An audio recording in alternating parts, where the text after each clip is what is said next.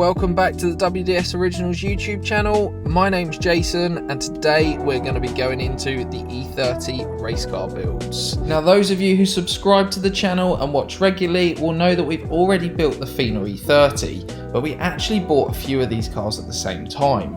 So today's video is going to be on the blue E30 and we're going to put another M52 B28 in this car, but today we're going to go through a bit more of a how-to. So if you are interested in doing this swap yourself, today's video would give you a nice guide on how to do so.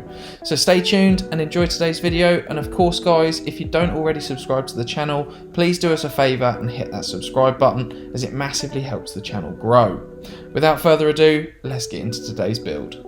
Now that we've got our E30 in the workshop, we can start to strip this car down and get it ready. First up, we gain accessibility to the engine. We remove the wiring harness and then we go underneath the car. Underneath the car, we remove the exhaust, the prop shaft, disconnect the slave, and get everything ready for this engine and gearbox to come out of this car. Now after removing the fluids, we connect the engine crane and get this engine and gearbox out. Now as you can see, we have a little bit of implications getting this out at a bit of an angle. Sometimes it is easier to remove them separately. Now that engine and box is removed, it's time to focus on our engine bay. In some of our previous builds, we've gone OTT with this, removing brackets, doing a shave bay and painting that bay. However, this particular car is going to be built as a bit of a budget build, so we're not going to go into quite as much depth. That being said, there is no harm in giving this engine bay a quick clean up and getting rid of some of the old grime.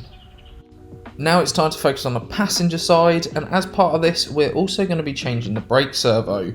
So the standard brake servo is quite a large unit and gets in the way when you do an M52 swap. Now there's a few ways to overcome this. My personal preferred option is using an E90 setup. Although this may look a little bit more chunky, it's actually got a smaller diameter, which is the main problem. However, when you do this, you will need to change some of the brake lines for different fittings. As you can see here, we've used some braided lines. Now I normally like to make my own braided lines just so that I can make them the length I require. I use a company called Think Automotive and they are based in Sunbury, and they will simply supply you the parts or alternatively will make the lines for you. I currently do not have any form of sponsorship or endorsement from Think Automotive, it is just a personal recommendation. As you can see, I am making my own line here. Do be careful if you're doing this yourself as it is very sharp. If you guys are interested in seeing a full how-to on braided lines, then this is a video that I may well consider posting soon. So do us a favour and drop a comment below, and if there's enough interest, I'll do a how-to video. Now that we've addressed the servo and braided lines and that engine bay is almost ready, it's time to address the gearbox and also get the engine ready. So we're going to be using an M20 gearbox on the back of this M52. So for this we're going to use a lightened M20 flywheel with the matching starter motor, and of course replace the clutch with a brand new LUK clutch.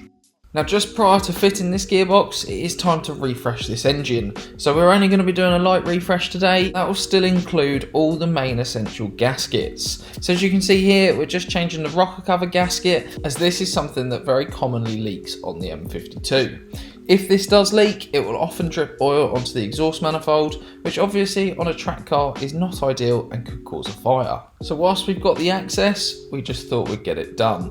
This gives us the peace of mind moving forwards that we won't have any issues. After finishing the rocker cover and fitting some new spark plugs and reinstalling those coil packs, it's now time to flip the engine upside down and focus on the sump. After removing the E36 sump, we then removed the dipstick and also the oil pickup. After doing this, it was time to focus on the oil pump. And what you can see us doing here is drilling a hole in the oil pump nut and then applying lockwire. Reason for this is this nut does have a tendency to back itself off at high RPM. Do be careful if you do this yourself, as it is opposite thread, as you can see here. Again, as it is opposite thread, do make sure you lockwire this the right way. Now that we've dealt with the oil pump, it's time to fit the E34 parts. So this is the E34 pickup, the new sump, and also the oil dipstick. The reason you need to do this is because the E36 has a rear bulge sump, whilst the E30 requires a front bulge sump. You can also use E38 728 parts, as these are also compatible. Now that the engine and box is together, it's time to get it in the car. We're going to be using the standard E36 engine arms with E34 engine mounts. The The exhaust manifolds have also been removed to allow us a little bit more access around the steering column. This steering column doesn't necessarily need to be modified, however it is easier if you do take the bush out and make it a solid piece. Another thing that will make your life easier if you are putting this engine in with the gearbox is removing the intake manifold. That simply gives you a little bit more angle to put this engine in without having the stress. Alternatively, you could do what we've done on other builds, where you put the engine in from the top and then the gearbox from the bottom. However you decide to do this, I'd advise having an additional set of hands, as doing this on your own can be quite difficult.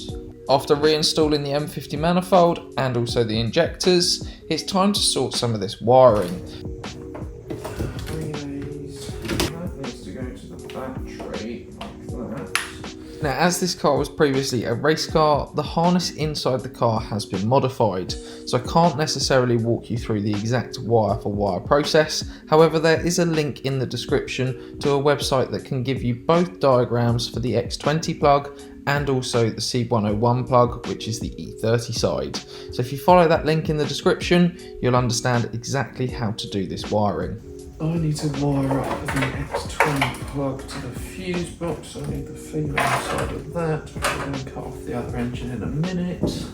Using the pinout diagrams on this website, you could simply make yourself an adapter, just like this, or alternatively, you could buy one. It looks a mess, but it's organised chaos, basically, is where we're at. What's the time?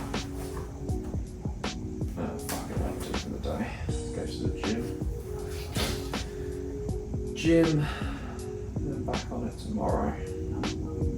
Sounds like a plan. So after a good night's sleep, we woke up the next day and cracked straight back on. Here you can see us wiring the C101 plug to the existing E36 engine loom. This enables us to simply twist the harnesses together and allow the engine to communicate with the chassis. Also, we simplified the loom, removing some of the unnecessary wires and added a few additional wires for things like electric fans. We also addressed the wiring on the front end to remove those headlights and put the original OEM lights back in. Next up was to fit a throttle cable. This is an E34 throttle cable and the part number can be seen here. After fitting that throttle cable, it was time to add our fluids. Now, as this car was going to be used on track, we were going to use 10W60 oil. After adding fluids, it was time to connect the fuel lines and then attempt to start this car.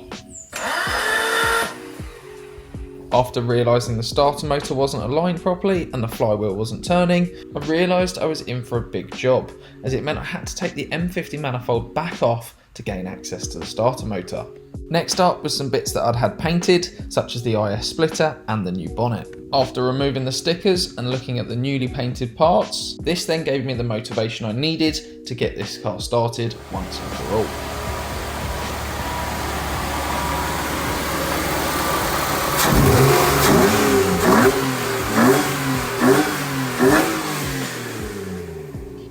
Now that we had this car running, it was time to put some finishing touches on it so that we could take it to the track. Here we're fitting a Recaro pole position and working out a few last things before we head over to Toby's. Toby is a great friend of ours and also a welder and fabricator. Now, as you can see here, I've written him a nice list on the window of everything that I want done to this E30. Of course, I like to support my friends, so here is his company name. And as you can see, he's done a great job yet again. He's connected the new engine to the old existing exhaust. He also did a great job inside the car where he adjusted some of the brackets. Now, whilst the car was on Toby's ramp, we did notice that the diff was leaking. So this gave me the perfect opportunity to upgrade and fit an LSD. Now, this is something that I would highly recommend regardless of the situation. Now you've put an M52 in your E30, it has a lot more power. So putting that power down is important, and the help of an LSD does give you that additional traction. I would also recommend getting your car aligned, especially now as you've got more weight over the front end. For me, this was especially important as I played with a lot of suspension arms. After the alignment was done, this is how the car sat. As my car was set up for track, we aligned it with around 3.5 degrees of negative camber, and we also added a little bit of toe out. Now, as per all my builds, I like to give them a thorough test. Here are some photos from the track day that we did at Bedford, and we had an awesome time. However, we pushed a little bit too hard, and unfortunately, we blew this E30 up. What have you done, Jason? Uh-oh. Uh-oh. So after rolling it back in the pits, putting it back on the trailer, it ended up back in my workshop having another M52 B28. I hope you guys have enjoyed today's video, and of course if you've got any questions, feel free to leave them in the comment section below. And remember guys, if you want to see more content like this, don't forget to hit that subscribe button. For now, I just want to say thanks for watching, and I look forward to seeing you on the next one.